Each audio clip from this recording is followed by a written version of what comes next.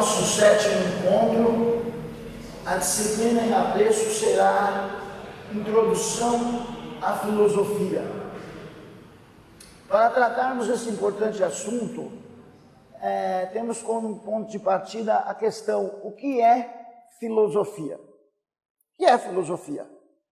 Muitos têm falado acerca do assunto, mas vamos procurar uma definição mais completa do que é filosofia.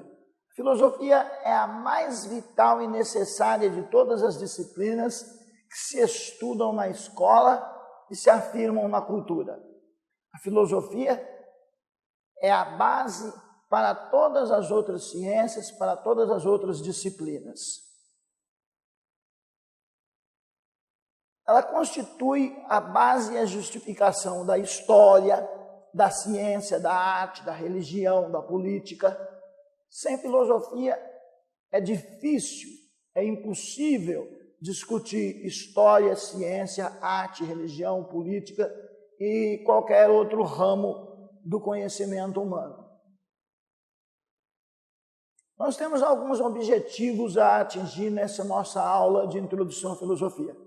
Os objetivos seriam conhecer a origem da filosofia, identificar seus grandes ramos e entender suas relações e diferenças com a teologia.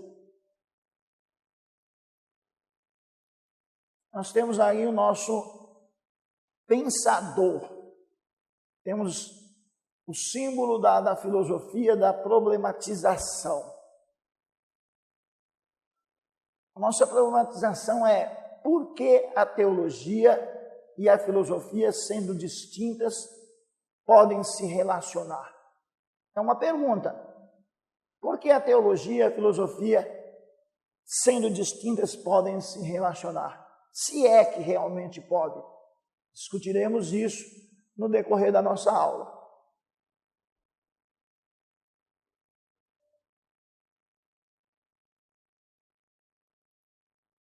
A palavra filosofia é de origem grega e ela é composta por duas outras palavras, filo e sofia.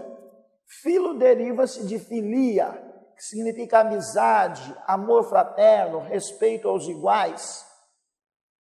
E sofia quer dizer sabedoria. Daí, amor pela sabedoria. Filosofia significa, portanto, amizade, amor pela sabedoria.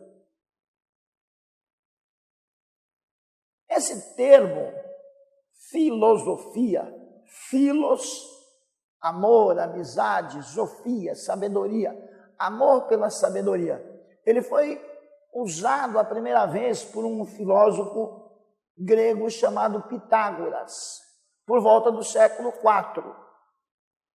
Ao responder à pergunta de um dos seus discípulos, ele disse que não era sábio, que sábios seriam somente os deuses, mas que ele era um amante da sabedoria. Daí, filosofia, amor à sabedoria.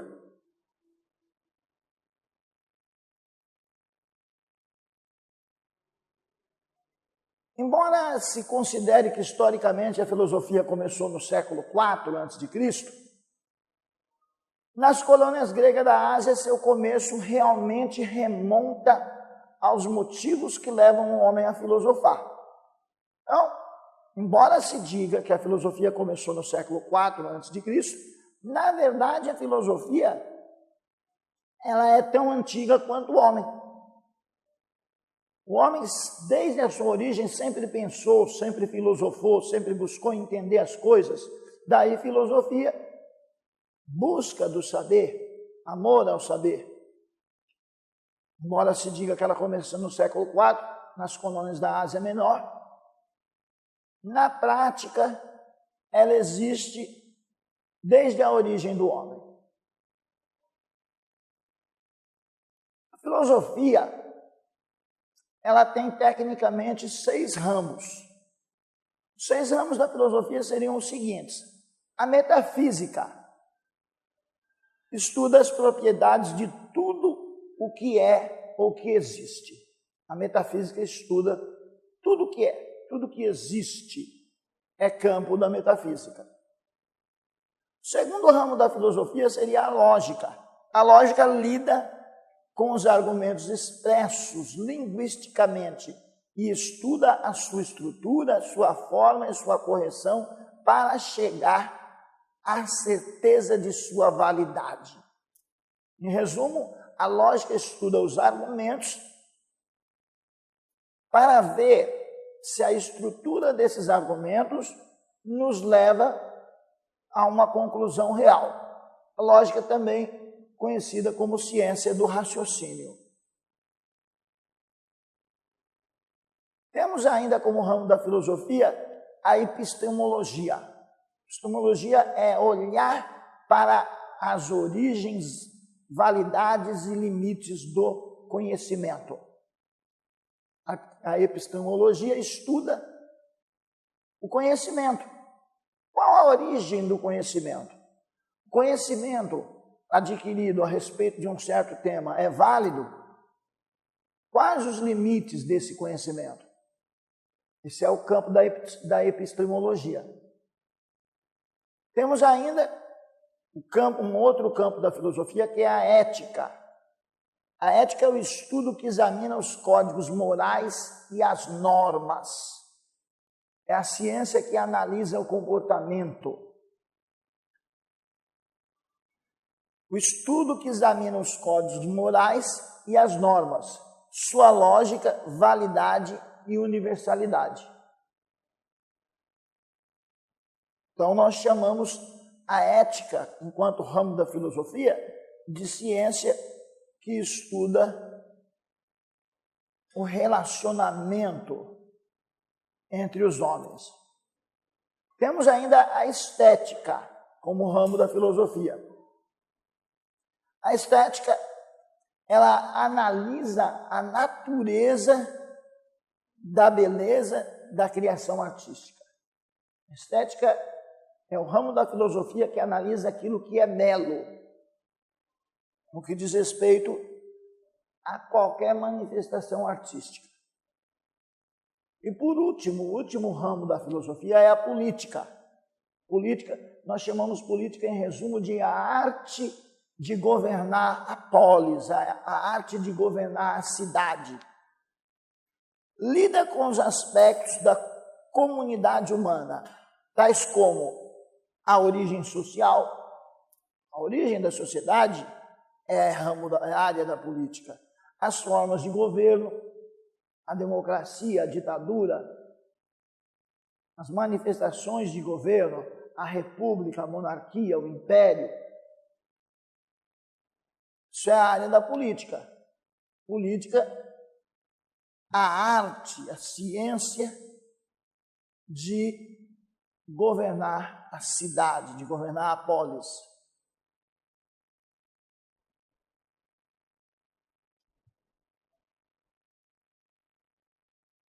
Filosofia e teologia, fé e razão. Filosofia e teologia, fé e razão. Por que a teologia e a filosofia, sendo distintas, podem se relacionar? Elas são distintas, são diferentes. Por que elas podem se relacionar, se é que podem? Esse é o nosso questionamento.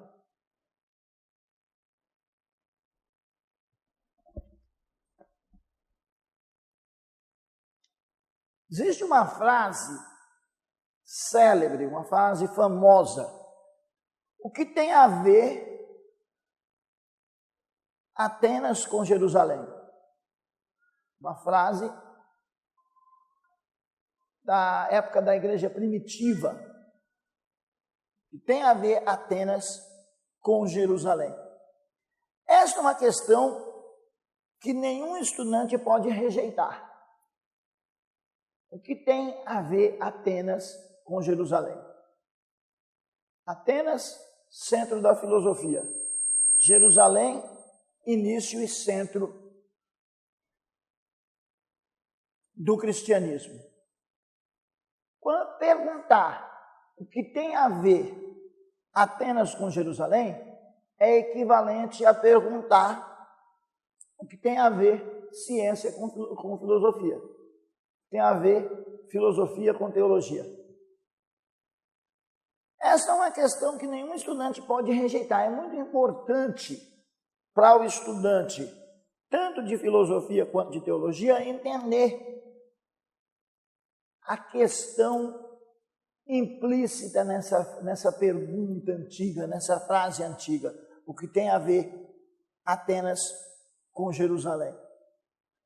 Tertuliano, um dos pais da igreja, ele foi o primeiro que colocou essa frase.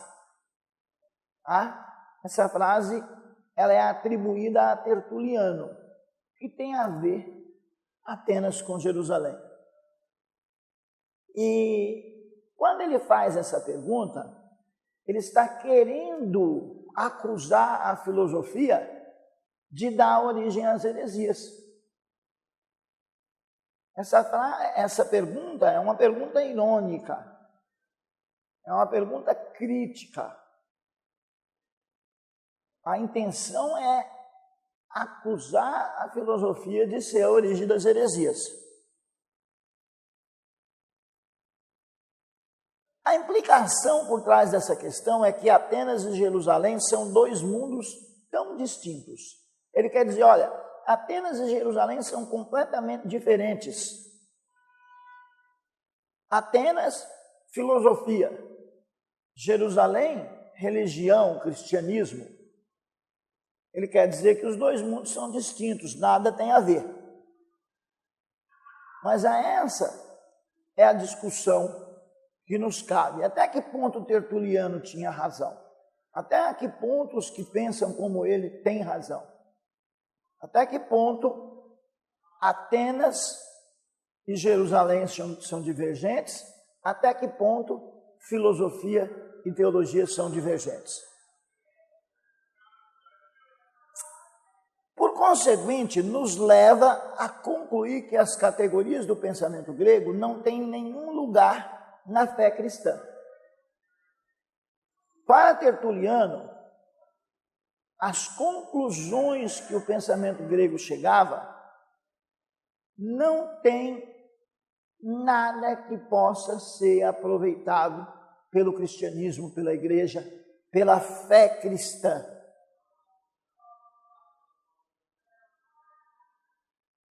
Ainda que o próprio Tertuliano encontrasse a impossibilidade na prática de manter essa estrita divisão.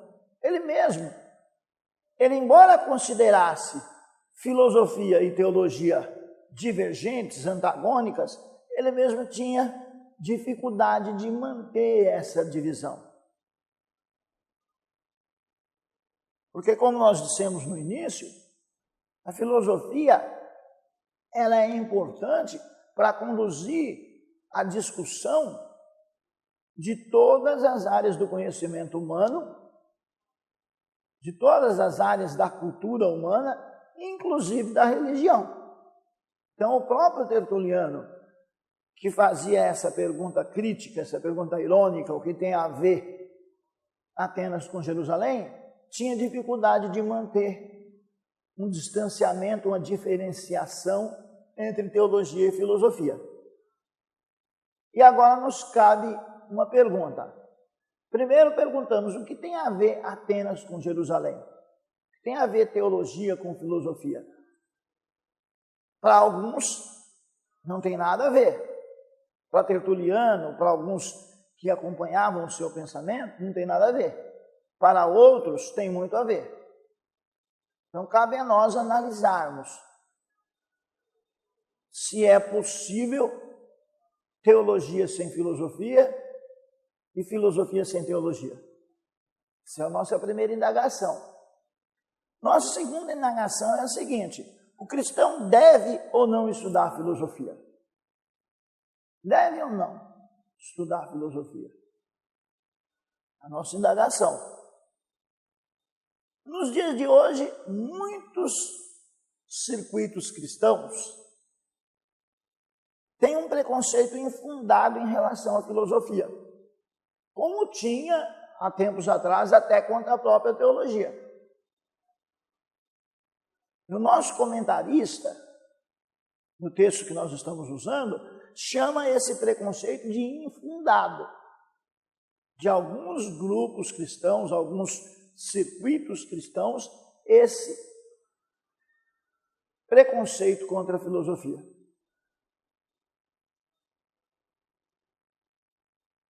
Muitos ainda acreditam que o simples estudo da filosofia é prejudicial à fé de um cristão piedoso. Olha, estudar filosofia traz prejuízo para a fé. Vai deixar você frio, vai deixar você formalista. O simples fato de estudar filosofia, para alguns cristãos, pode trazer esse resultado: frieza espiritual. No entanto, devemos entender que geralmente esses irmãos são levados a pensar assim porque assimilaram acriticamente algumas ideias incorretas sobre o valor do conhecimento filosófico. Colocaram essas ideias na cabeça, por assim dizer, admitiram essas ideias preconceituosas contra a filosofia sem analisar de forma acrítica. Ouviram e se acomodaram a essa ideia. Não, realmente, a filosofia faz mal para a fé cristã. Sem pensar bastante, sem analisar. Aí não é raro nós ouvirmos as pessoas dizerem que a filosofia é inimiga da teologia. Olha lá. Não é coisa rara ouvi-los recitar repetidas vezes os mesmos versículos. Tiraram alguns versículos do seu contexto, alguns textos do seu contexto, e usam para dizer que a filosofia é nociva à fé.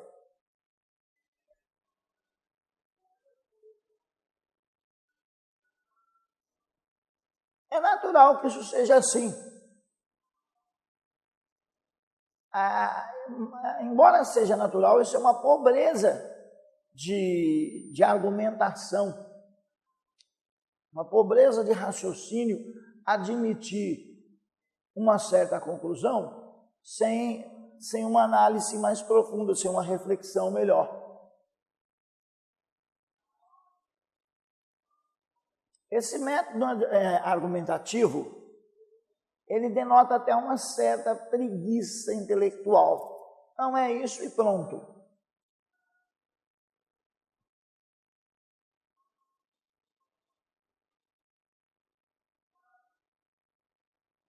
Nós vamos analisar alguns versículos usados para dizer que a filosofia é nociva à fé. Olha lá. Vejamos apenas 2 versículos comumente usados para refutar o estudo da filosofia.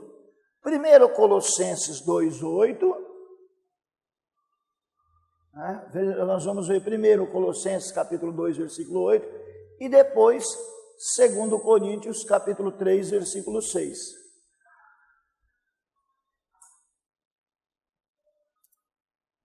Tenham cuidado. Colossenses 2:8. Tenham cuidado para que ninguém os escravize a vãs filosofias e enganosas. Tenham cuidado para que ninguém os escravize a vãs filosofias e enganosas que se fundamentam nas tradições humanas e nos princípios elementares deste mundo e não em Cristo. Então esse é o primeiro versículo que usam de forma isolada. Paulo está chamando a filosofia de vã e enganosa. Uma leitura superficial parece sugerir uma condenação de Paulo ao exercício filosófico. Quando você lê superficialmente, parece mesmo que Paulo está dizendo, olha, filosofia não vale nada.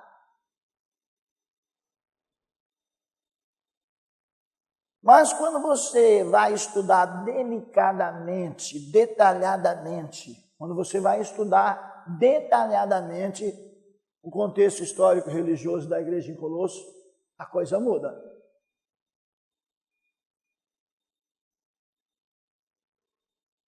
Deixa claro, um estudo histórico da igreja de Colosso, deixa claro que Paulo não estava condenando a filosofia em si, mas um tipo específico de filosofia, a filosofia vã e enganosa. Ele não está dizendo que toda a filosofia é ruim, ele está dizendo que existe um tipo específico de filosofia que é vã e enganosa.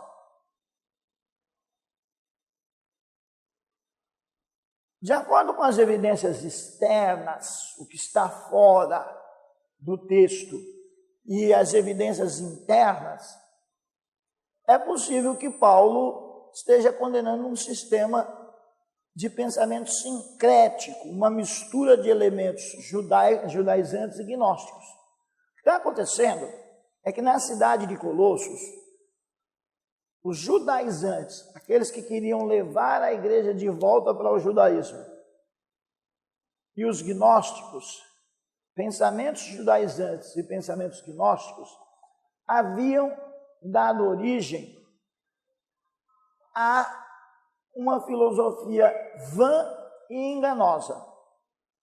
É essa filosofia que em Colossenses 2,8 Paulo chama de vã e enganosa. O gnosticismo presente na cidade de Colossos. O gnosticismo, ele diz o seguinte, basicamente, que a matéria é totalmente má e o espírito é totalmente bom. Então, o espírito não pode ter contato com a matéria. Daí, uma das principais heresias do gnosticismo é dizer que Cristo, sendo espírito, não pode ter encarnado, não pode ter se feito carne e habitado entre os homens. Então aí nós vamos ver dois tipos de gnosticismo. Um tipo de gnosticismo vai dizer que Cristo era um homem e que a partir do seu batismo um espírito, Jesus era um homem, e a partir do seu batismo um espírito chamado Cristo entrou no homem Jesus, esteve esse espírito incorporado no homem Jesus até quando chegou na cruz. Quando chegou próximo à crucificação, esse espírito saiu e deixou o homem Jesus para morrer sozinho na cruz. Esse é um dos pensamentos do gnosticismo. Um outro pensamento, um outro ramo do gnosticismo diz que Jesus não tinha corpo, que Jesus era uma aparição, que Jesus era uma alucinação coletiva, que os discípulos e as demais pessoas que viram Jesus tiveram uma alucinação coletiva, porque sendo Jesus um espírito totalmente bom, não pode ter se feito carne, ter se feito matéria que é totalmente má. Então é essa mistura de judaísmo e gnosticismo que começa a aparecer na cidade de Colossos, que Paulo chama de vã filosofia, de filosofia enganosa e vã. Não é toda a filosofia, mas algumas pessoas usam esse versículo isoladamente para dizer que o crente não deve, não pode estudar filosofia porque é prejudicial à fé cristã. Então, no decorrer dessa nossa aula, dessa nossa reflexão, nos cabe refletir acerca disso. Deve ou não o cristão estudar filosofia? Pode ou não estudar? Além do mais, Paulo era um ex-fariseu. O próprio Paulo era um ex-fariseu, ele era um erudito, era um homem estudado da principal academia judaica do primeiro século, a escola de Hillel. Ele era da escola de Hillel, a principal escola da época. E ele era um profundo conhecedor de filosofia grega. O próprio Paulo conhecia muito bem filosofia grega. Nós aprendemos isso em Atos dos Apóstolos 17 e 27. Nós aprendemos que Paulo é um profundo conhecedor de filosofia grega. Atos dos Apóstolos, capítulo 17, versículos 27 e 28.